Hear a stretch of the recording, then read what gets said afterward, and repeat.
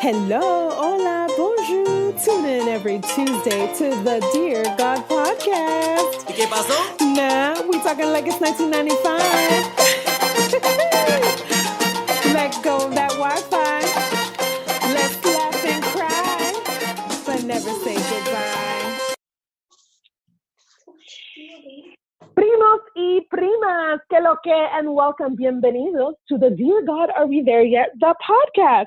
Con tu prima favorita, soy Alicia Sanchez, and yes, this podcast is bilingual. Ahora, Dear God, in this context for my movement is whatever or whomever you want it to be. It can be the universe, religious God, Buddha, self, nature, lo que sea.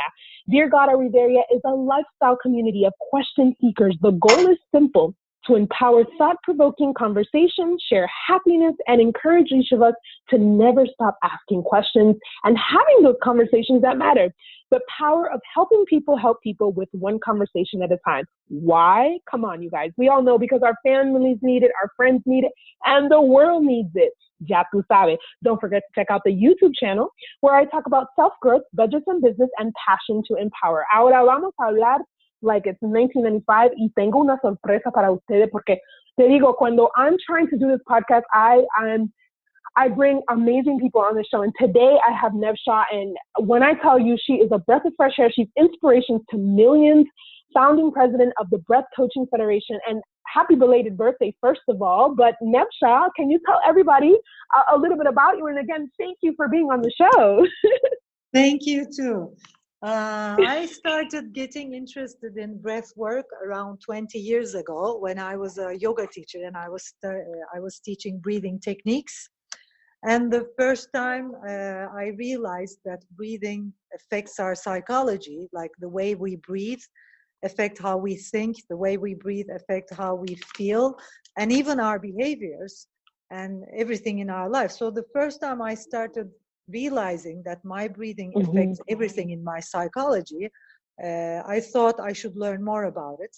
And when I started learning more about it, I realized that breath is like the secret of life, because it's everything. I mean, the way you breathe affects our health, because it affects our whole body chemistry, our whole body pH, our body fluid pH depends on our respiratory chemistry. So whenever we're not breathing natural, or whenever we're breathing dysfunctional, because of the change in the chemical excess, there will be a change in our body fluid pH, which will lead to all kinds of symptoms. There are lots of symptoms, 200 symptoms just being caused because of respiratory alkalosis. So I decided I'm going to support people on learning more functional and healthier breathing habits. And I started getting trainings on breath work and respiratory science and behavioral science. And over the years, I created my own system and called it the breath coaching system. And with the combination of breath work, different systems in breath work, behavioral science, we analyze dysfunctional breathing habits, and with the help of coaching, we support people on, first of all, realizing if they have any dysfunctional breathing habits, and help them learning more functional and healthier breathing habits, which changes their whole body pH, physiology, psychology, which may even heal hundreds of sicknesses. Wow. And that's, I mean, I see it in one of your books, The Power of Breath.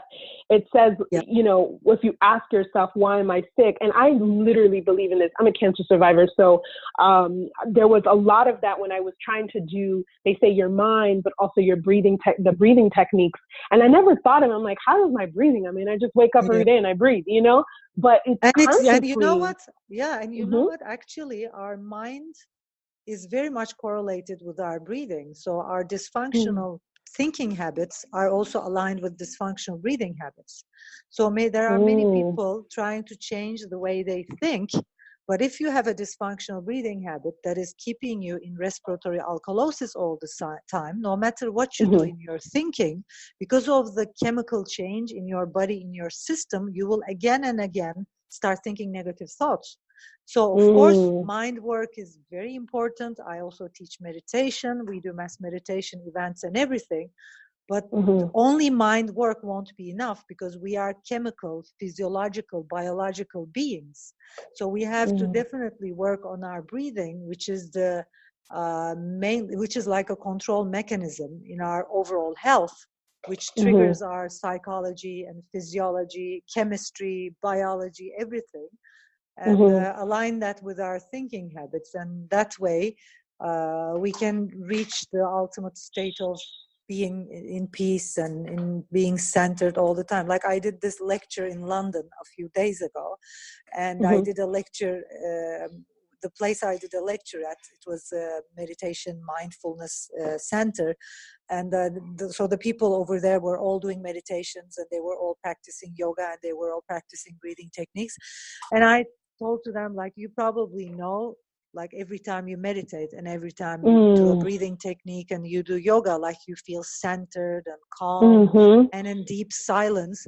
And then I told them, like, and then you lose it, right, in your everyday life. And they were like, yeah, and then I said, that's because you're breathing dysfunctional. If you have a dysfunctional breathing habit, that's why you lose that state.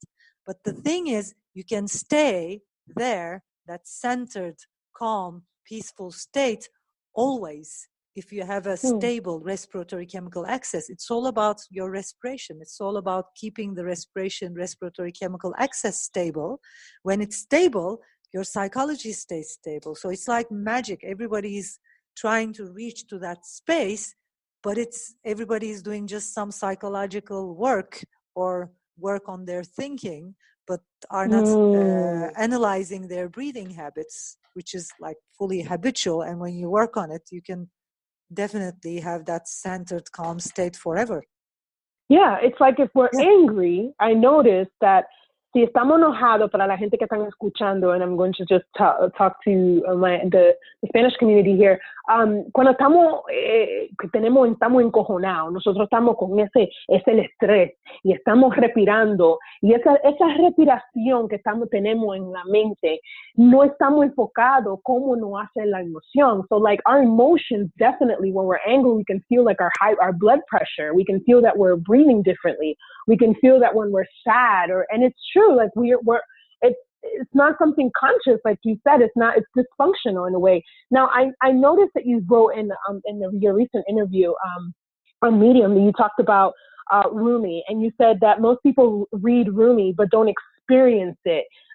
Could you explain that? Is it because is it correlation to this, like as far as like dysfunctional breathing and maybe intentional reading?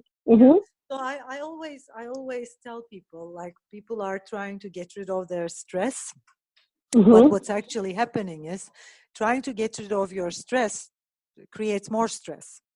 So it's like when you look at a person, if you're fighting with your emotions, it creates a different level of stress. And when you look at people, why they started breathing dysfunctional, it's because they wanted to manipulate their state of being. So we breathe dysfunctional because we want to manipulate some of our feelings, and we learn a dysfunctional breathing habit, and then it gets triggered every time we are in stress, every time we are angry.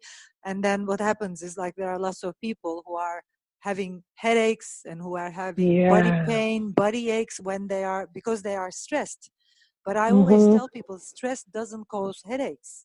It's your breathing habit that is getting triggered. Yes, of course. It's like if stress did cause headaches, or if the pain in your body was because of stress, everybody would have that pain. But I am in a very stressful life. Life is a stress by itself, but I don't have any body pain or headaches because I have a more healthy breathing habit. So it's not the stress that causes you a headache, or it's not the feeling that's making you feel something or fear or angry, but your resistance or your response or the breathing habit that is getting triggered is the reason of your symptom. So if you have a functional breathing habit, and if something happens and you feel a little bit angry, if you are breathing functional, you will just get over that in 2 seconds. But what happens is, because people are running away from stress, anger, whatever, they learn the breathing habit, dysfunctional breathing habit, to manipulate that, to run away from anger. That gets triggered every time they're angry, so the anger stays. Wow. I mean, when you look at emotions are like, emotions can just, with a functional breathing habit, emotions can just pass in seconds. It's like Wow. emotions don't stay. But the No. reason they stay is because you're holding on to your breath. You're That's the only way. Yeah, that's how they Wow. stay. People go into So depression because of that. yeah, no, oh my God, all the time. So is this one of like, for example, EFT, I'm very familiar with that, the emotional freedom techniques. Is that a form of releasing and breathing? Is that something that people So use? with that, Okay. you probably trigger some points that you have been holding on to, and you start breathing into them, and you start going, just relaxing those points. And for me, what I'm after is keeping people in a functional breathing and thinking habit, so that they don't need any of those techniques, so that they don't have all those aches and negative feelings and negative emotions. So I'm more interested on the cause of the problem rather than healing the problem on the physical level. Yeah, I'm more instead of the interested physical. on the question, like, why are we having all those symptoms? There was a research in New York City a year ago, and all the hospitals in New York City, and they checked all of the people who went to the emergency room. They checked their breathing habits with capnographies, with educational capnography, and they found out that more than 70% of the patients who were calling emergency room were just breathing dysfunctional. So like there were people like they thought they were having a heart attack. They thought they were about to faint. They thought they were having all those issues, with their body. Their hands were shaking, and they lost their memory and this and that. It was just because they were breathing dysfunctional and they were going into respiratory alkalosis. So many symptoms we have, many everyday symptoms like attention deficit problems, headaches, body aches, some pain in the body, like some tetany or some muscle pains, like most of the symptoms we have, especially if you don't have a real sickness in your system, most of them are because of dysfunctional breathing habits. Just dysfunctional breathing habits getting triggered. So what they did is, how do you do that? How do you do that? Like, as far as like, you say it's dysfunctional, but what can we do as people? Like, I know that's intense. Like, they were at a hospital and they did this research, and they can tell it's from your breathing. Eso es una locura. So what can we do as people, like, to be more conscious of our breathing? I mean, I think first of all, breath work is a beautiful tool where you can just go to a breath work session and breathe real deeply to go inside the problem and just see the problem if you have.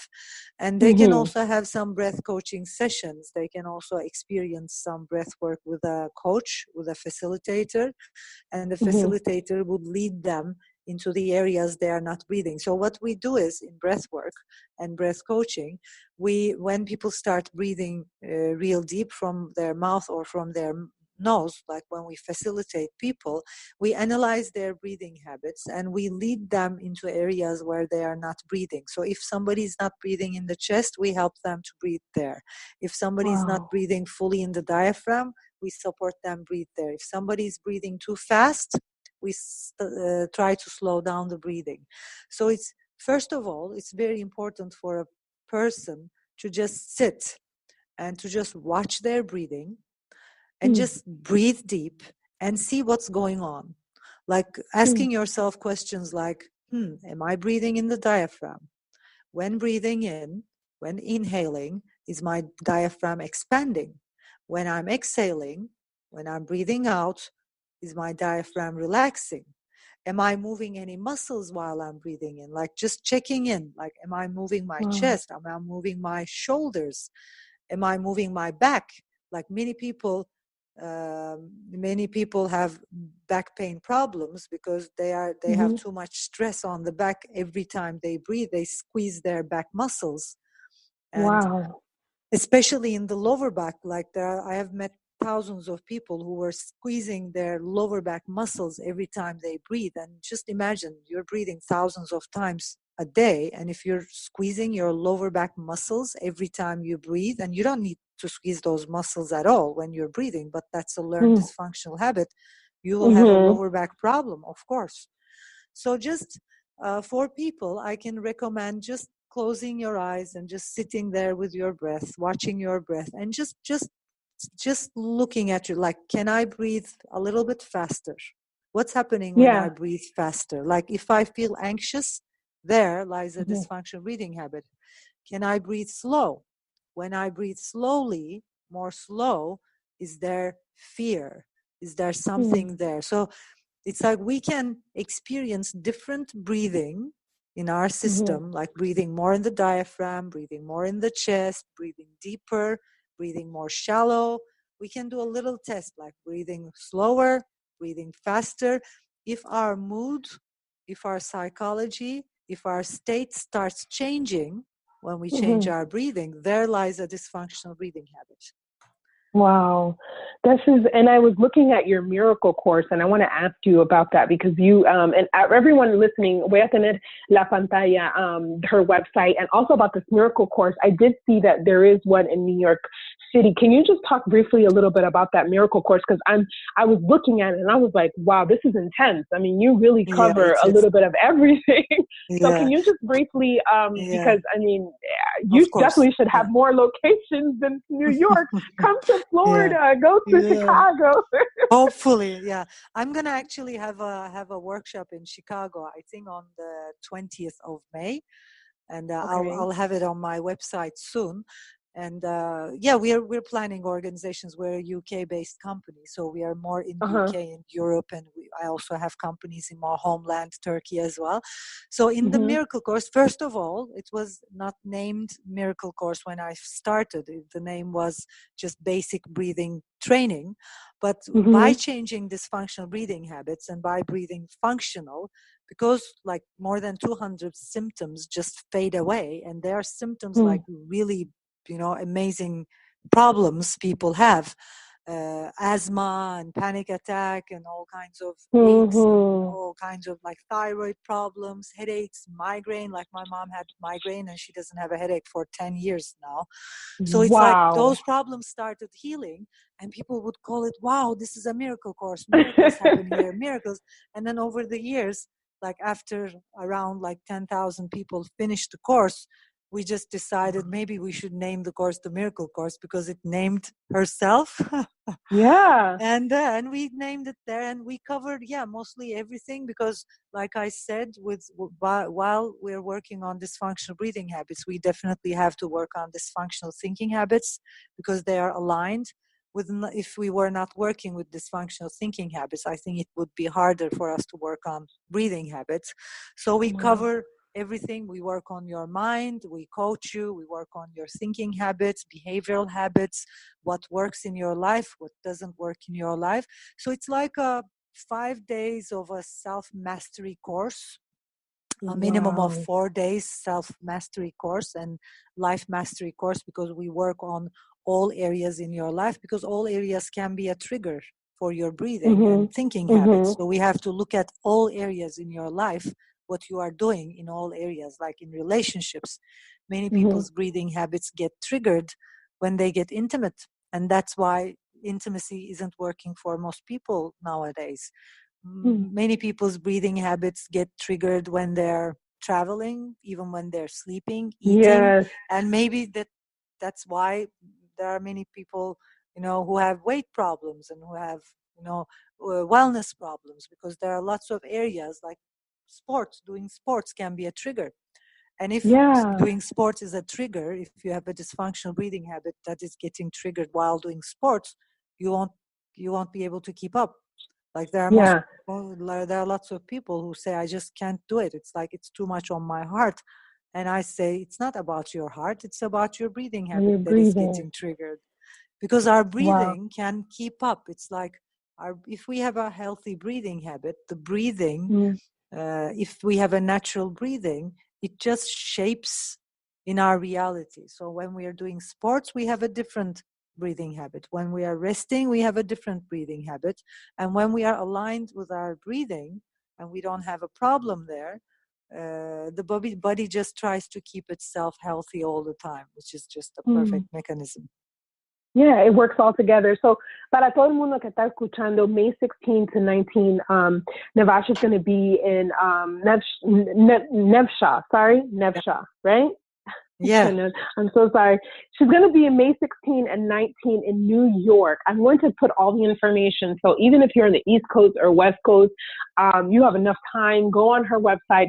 I think I'm a big believer in investing in yourself, in mind, body, and spirit, and just your entire being. Because like you said, it's una conexión. It's a connection. It's not just one element. And I was actually reading on your site where you did say, yeah, people could lose weight. I mean, you're just like, because now you're training your whole entire mind to be more conscious of your breathing, and your breathing controls everything. It's true. If we don't breathe, no estamos aquí, we're not here. I want to thank you for your time. My one last question I want to ask you is, what's your message to the world? There's one thing that you want anyone that's listening to this podcast, moms, entrepreneurs, we live in a busy life.